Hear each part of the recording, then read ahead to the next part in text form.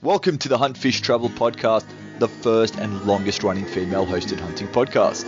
Even though she's been living in a tent in a compulsive need to cook over an open fire and sleep on an air mattress, she's ready to help you navigate your trip of a lifetime. And now, here's your hostess, Carrie Zilka.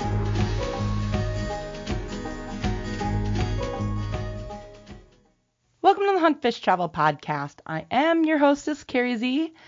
I actually recorded this episode a while ago, but I was holding on to it until this week. I just got back 2 days ago from Ireland. My boyfriend Aaron and I spent 10 days with some of my closest friends in Dublin, Cork, and Galway.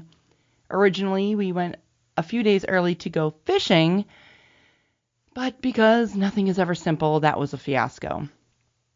Trent Marsh from Spy Point and his wife were two in our group, and we'll be giving you the rundown on the Irish fishing trip that never was, the trip itself, and some exciting Spy Point news next week, so stay tuned for that.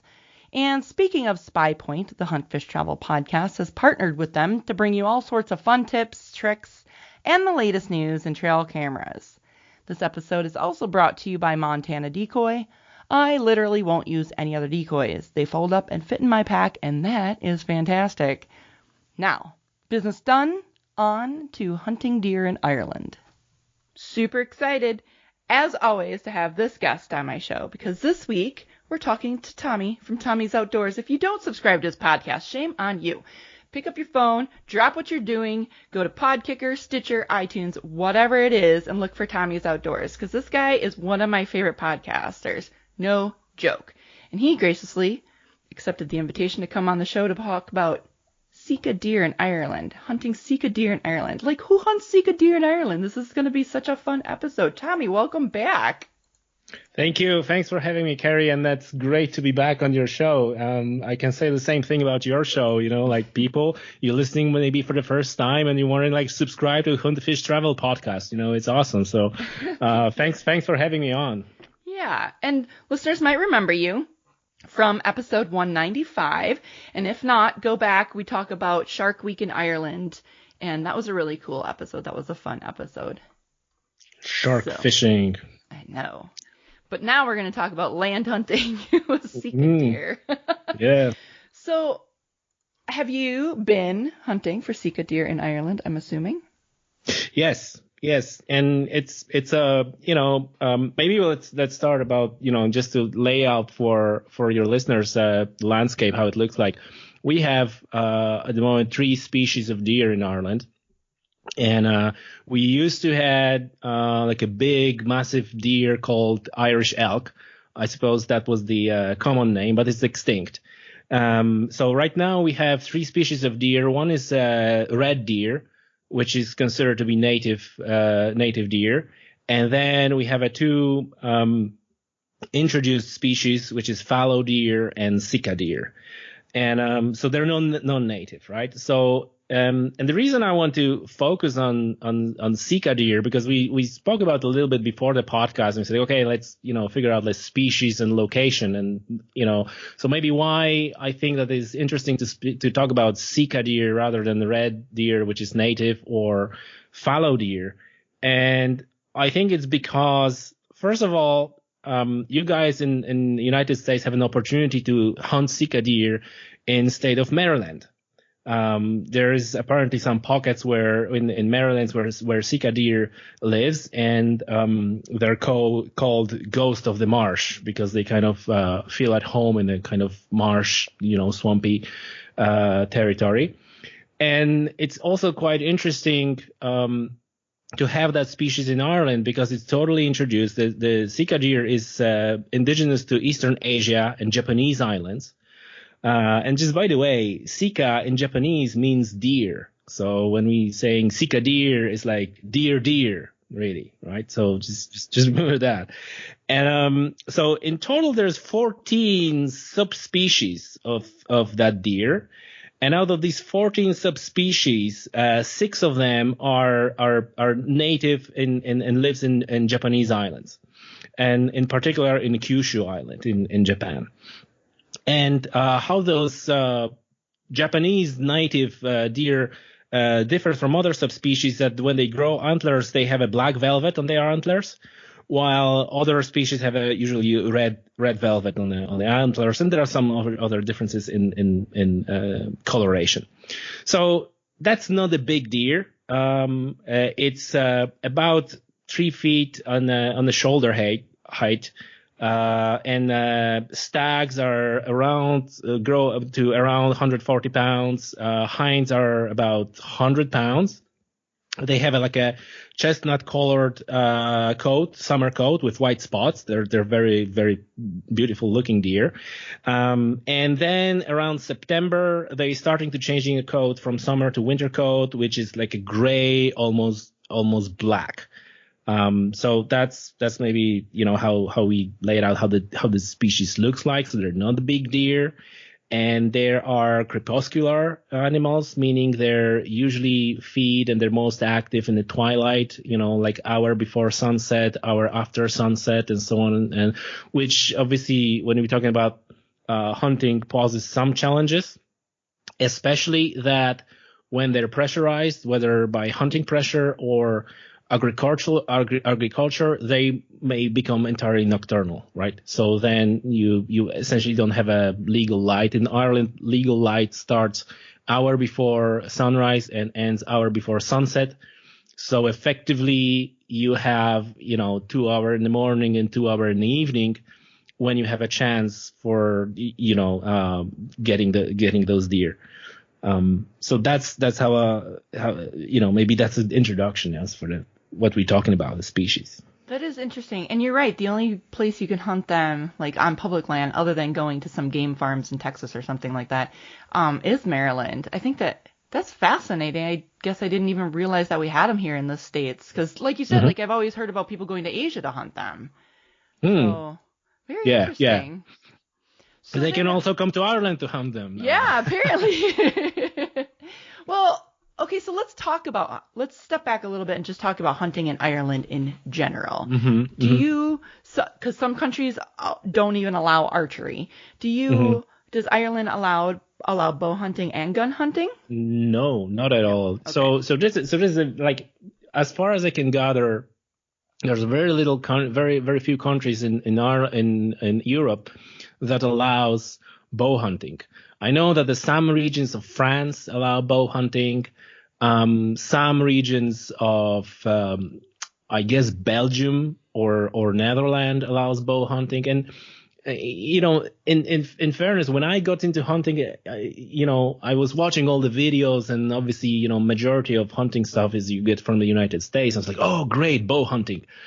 And because my background as a sportsman is angler, I was angling, and so to me, like a bow is looks like is closer to a fishing rod. So I want to go bow hunting. And then I said, I won't have to go to all the hassle of getting permission for the firearm and so on, because Ireland is one of the countries with the most strict rules when it comes to owning a gun. It's very strict. So I wasn't going to go any of that. I'm just going to go bow hunting. And then, ta-da, surprise, you can't bow hunt. It's apparently considered to be inhumane or in most of the Europe, which is strange because on one hand you cannot hunt animals with a bow. On the other hand, you can hunt running animals, though all those driven hunts and so on. So that's okay. Yeah. So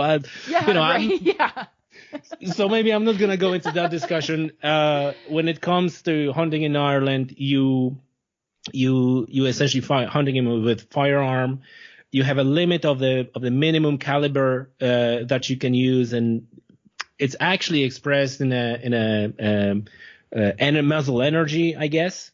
But in fairness, the lowest caliber is 22 to 50. But I think that regulation will change, or in reality, 243 is the minimum caliber that is recommended for hunting those deer, and I guess that makes sense. Interesting, very interesting. So if you're a bow hunter, too bad. Got to keep it. Are there places where, like, say I wanted to come and hunt Sika deer in Ireland and I didn't want to deal with the hassle of checking my gun and everything? Are there places that you could rent a gun, do you think? Yeah, there are a few places that are running kind of like an outfitting business. When you just need to you really need to ask them. You usually need to get a firearm license or like a for the visitor, and the price for that is around 50 to 150 euros. So this is like it should be inside $200. I looked at it some time ago. Haven't followed since, but I guess it depends, and there is, as far as I know, there's no like established type of businesses that are doing this. But definitely there's a lot of people coming to Ireland hunting. So I guess if you can do the quick Google and contact outfitters, they're gonna sort you out. So that should be. And can you hunt them on public land, or do you have to go through an outfitter? There is no such thing as public land. I think in majority of Europe. That was interesting conversation because we said once that like founding fathers in America, they try to do everything that is not like in Europe. Right.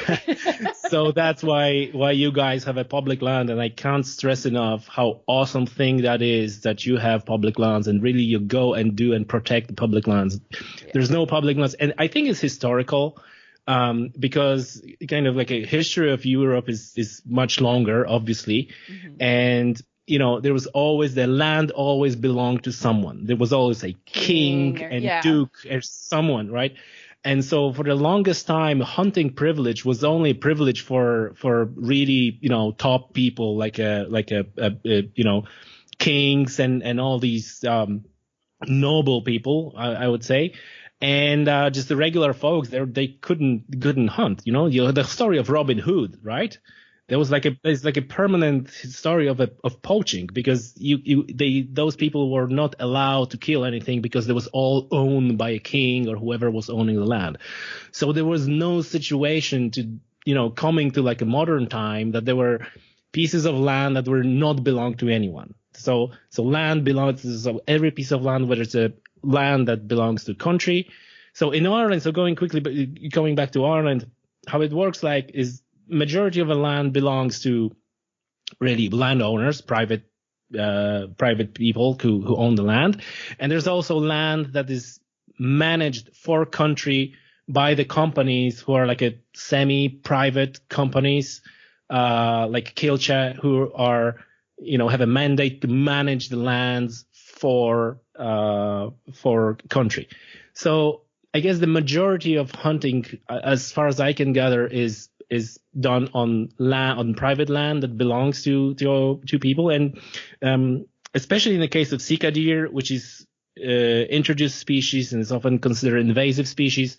In general, farmers want to get rid of them. So usually when you contact farmer and to legally hunt, to get the permission and license for hunting deer, you need to have a permission from the landowner that has at least 100 acres, and then you essentially putting application for your deer hunting license along with the permission from the landowner. And based on that, you're getting your license, and then you can go to that essentially that land and shoot the deer within a season. There's obviously season that runs from September till the end of October. It's a season for stags. Then from November till the end of the year, you can shoot both stags and hinds. And then from starting of the new year and from 1st of January till the end of February, you can only shoot hinds and not stags. So within that seasons, then you can go to the land where the landowner give you permission to hunt, and if you're lucky, you can get a deer. Gotcha. And is it a draw? Is it a lottery, or is it just like over the? No. There's no tag system. You see, this is one of the. Okay. This is another, but I think it's interesting to say because we really don't know how many deers are in Ireland. I was just gonna ask. Yeah, there was no census done for many years. And this is a little bit, something that is really makes me not comfortable, because even if you're going to your hunter certification exam, and the first thing they say, like, here are the techniques of assessing the population of the deer on a given land, and this is what you do, and only when you know what's the population, you're planning your call, right? Because I suppose everything here goes in the terms of call. But then again, we don't know how many deer are they, right? And then the next thing they're saying, like, there's more and more hunters. So the hunters recruitment is like every year there's more hunters in Ireland than the previous year, which I suppose is the kind of reverse trend. It's what's happening in America, where there's less and less hunters every year. So that we have more hunters every year. We don't know how many deer we have. And yet that course, when you're ending at the course, is like, you need to call more hinds because this is how you're controlling population. It's like, but something in me says like, wait a second, we don't know. Is it like more deer, or we know about those deer that they're expanding? They're showing that in the places where they weren't before, was no deer before, so they're expanding their range. But we actually don't know whether it's more of them, and that's why they're expanding the range, or they just, getting scattered and reacting to pressure from hunting or agriculture. We don't know. So it's a little bit like you essentially getting license and then help yourself, So there's no limit. Interesting. It's just completely bizarre to me. It's just completely bizarre. Because how do you manage? Well, I suppose. Well, yeah, because, you could literally hunt them out of extinction. It's just like, there's many stories in the U.S. where we come over here and we just slaughter the entire herd or the flock, and then 20 years later we have to reintroduce them and work hard for the next 30 years to bring the herd or the flock back up to, appropriate numbers. How is it that there's just not that many coming to hunt there, or? Well, I suppose there's, number one, Ireland is quite small country, right? So it's not that many people. Secondly, there's many people who would like to see those deer gone, right? Because they're, by some considered to be invasive species. And, if you go even in the definition of invasive species, what is an invasive species is it's kind of vague, and there's quite controversial. So I guess a lot of people, especially from, kind of rewilding circles, or ones who wants to get a back to native woodland and, rebuild the natural environment how it was. They consider Sika deer as an invasive species. It was reintroduced. It's don't belong here, and probably they would like those deer gone. But like I said, there's no management per se of deer. All we have a license. License is issued for free, so you actually don't have to pay for that license. You just need to have a landowner permission, or you have your own land. And interesting thing is that if you have your own land, then the 100 acres limit doesn't apply to you. So you can have really, parcel of a land size of a post stamp, and, you can get a license to hunt it on your, and that's it.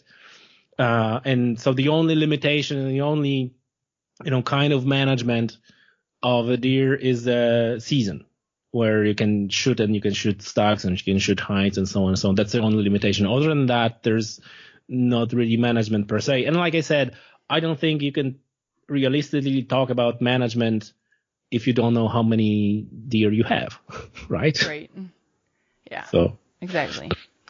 Very interesting. Very, very interesting. I guess I never really thought, Europe we take for granted, I think, how easy it is to hunt here in the United States with the different weapons we can use, and just, when people talk about hunting over in Europe, it just boggles my mind how complicated it can be, and yet, like you said, with no real management of a lot of the species. Yeah. Well, look, this is a situation like in Ireland, and really through my podcast and talking with other people, I'm trying to figure out a way, just talk to people, and maybe, some deer organization should start pushing, and I would like to see that happening, start pushing even to do the deer census. Sure. And just sort of have an idea how many deer are there, what is population distribution, and so on and so forth. That never happened.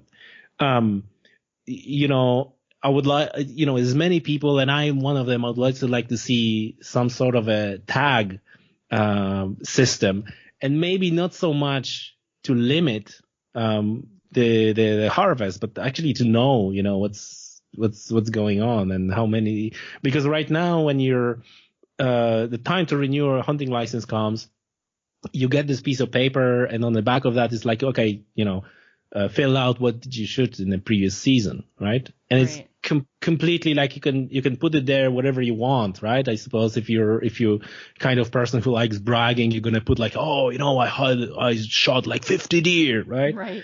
And then nobody knows whether it's true or not. It's completely voluntary, and so I definitely feel like we could get better in that field. That's interesting. Do you have big organizations, like we have tons of wildlife and conservation organizations here in the States? Do you have those organizations over in Ireland? Yes, we do. We do, and I probably get a flag for that, but I think that there's all, I don't see the kind of campaigns by those organizations. So like I said, like in my mind, I'm quite new to hunting. I get into hunting only like 3 or 4 years ago. And that was like the first thing. I said, okay, what is the organization that, does stuff for deer, for the environment, and for a sportsman? And it turns out there's few of them. And they're not necessarily like each other. And, so what they're doing like a training courses or, deer dispatch course or deer shooting course or stuff like that. But, one of these organizations are working actually with local police forces, which in Ireland is called Garda. So they're working with Garda, to tackle wildlife crime, which apparently in some areas is a problem. And again, why it is a problem is because you can sell deer that you shot to game processor, and that carcass enters the market and can be sold as meat, which is again in my like yourself that market hunting was something that caused massive problems in the United States, and one of the founding blocks on conservation systems that right now is in the United States was to ban market hunting. And so with the presence of facility like you can shoot the deer and then you can sell it, automatically that attracts sort of wildlife crime where deer are being poached, shoot at night with lights and hunt with dogs and stuff like that. This is all illegal, and then the carcasses are being sold, and that's just a way of making money. So some deer organizations are trying to tackle that and working with local police forces to at least put the taps on this sort of illegal activity, which is good.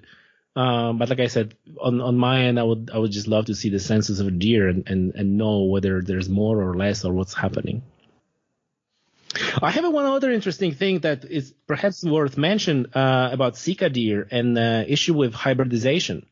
Because the Sika deer, so maybe how it all started, they were first introduced in 1860 in County Wicklow.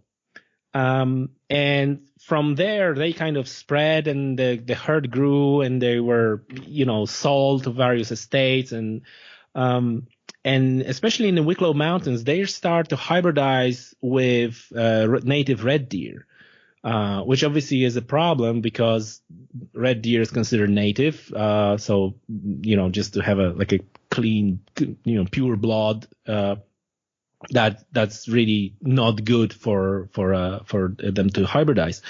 And an interesting thing that in County Kerry, the population of Sika deer, so they were introduced into County Kerry, I think in 1865, before hybridization in Wicklow started. So they're like a pure blood Japanese Sika in County Kerry, where there's no hybridization. And by some, the population in Sika in Kerry is considered of international significance, because in a lot of places, these are little deer that are very adaptable, and they're hybridizing with other species of deer, and especially with the red deer, which is a problem. And so in Kerry, we have a population of native red deer and, pure blood Japanese Sika deer, which are not hybridizing, at least very little. And this is an interesting thing. The reason for that is body size. And there was a lot of controversy regarding call of red deer. And I learned quite interesting thing about it, that we have in Killarney in County Kerry, there's a national park, and in that park is way too much red deer. And so obviously there's talk about calling this deer. And obviously you have a pushback from people who are, oh no, you cruel bastards, you cannot call deer, you do this and that and something else. And what's happening is, because there's too much deer, the body size of red deer basically start to get smaller because they don't have enough food resources. Once they start getting smaller, you're running into a risk of hybridization with Sika. So that's, I found it very interesting that for the health of red deer herd, they should be called so they're, can still be good body size deer. And then the hybridization issue is not that much because of a difference in the body size between Sika deer and red deer.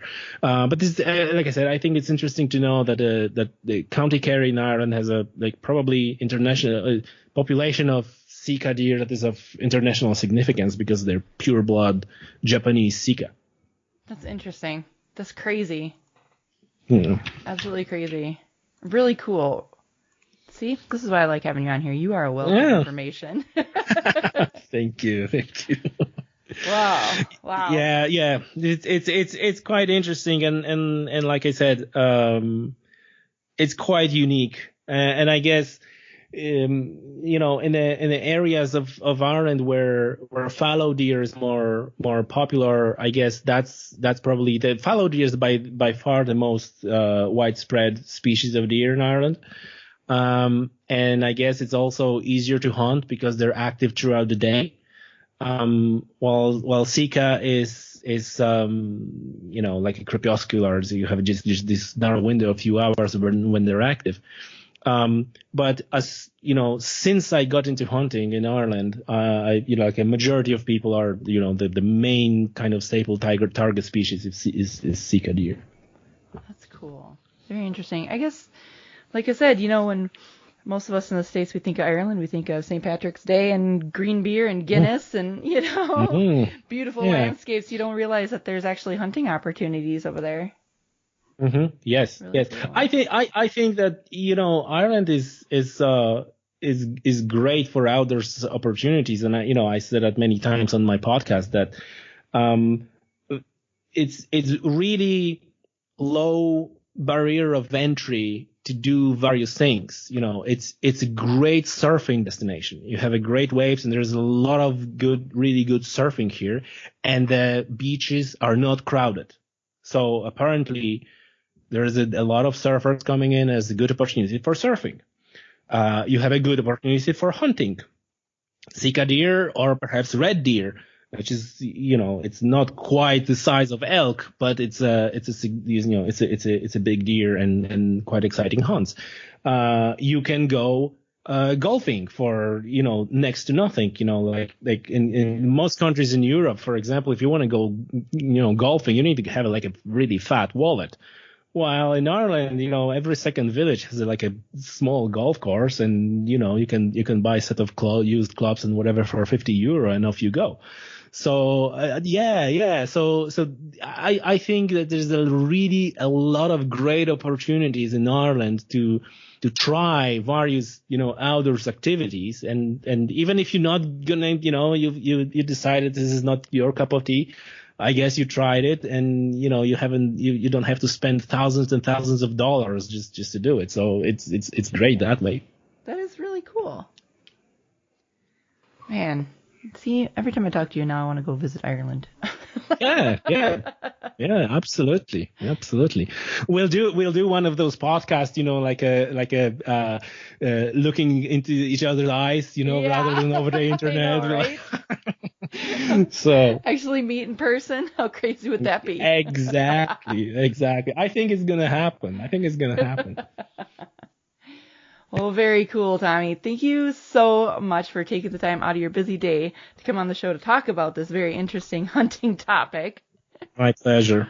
Remind the listeners again where they can find you and where they can listen to your podcast. Right. So my website is tommysoutdoors.com.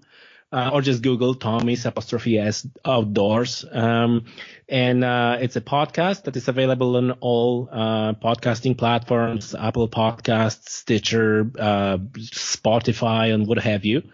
We also have a YouTube channel, Tommy's Outdoors.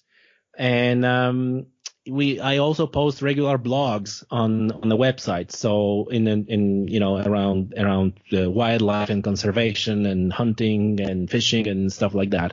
So visit tommysoutdoors.com and subscribe to the podcast on any platform of your choice. And obviously on Twitter @OutdoorsPodcast and on Instagram @Tommy'sOutdoors. Subscribe, follow, like, the drill. Yes, indeed. All right, Tommy. Again, thank you so much for coming on the show, and I will get this posted up soon. My pleasure. Thank you very much. Thanks a lot. Bye. Bye. All right, that'll do it. Thank you so much for tuning in. Hopefully you're listening via Apple Podcasts, Stitcher Radio, Spotify, iHeart, or whatever podcast player you use, because you can subscribe to my show. I encourage you to keep up with me on social media. You can always go to facebook.com/huntfishtravel or to twitter.com/huntfishtravel. I have not ported over my Instagram yet, so it's still instagram.com/CarrieZylka, CarrieZylka, because some jackass already stole Hunt Fish Travel. So, I look forward to some really great episodes coming up. I know I've been slacking the last year or so, but life changes. Divorce, new house, new job, pandemic, little things in life. But I've got some really great episodes coming up, so I encourage you to go and subscribe to the podcast. You can always go to huntfishtravel.com and sign up for the newsletter there. I have a ridiculous amount of giveaways that I need to sort out and start sending out this summer, fall, and winter. So be sure to sign up to the newsletter, because that's the only way that you can qualify for some of the swag.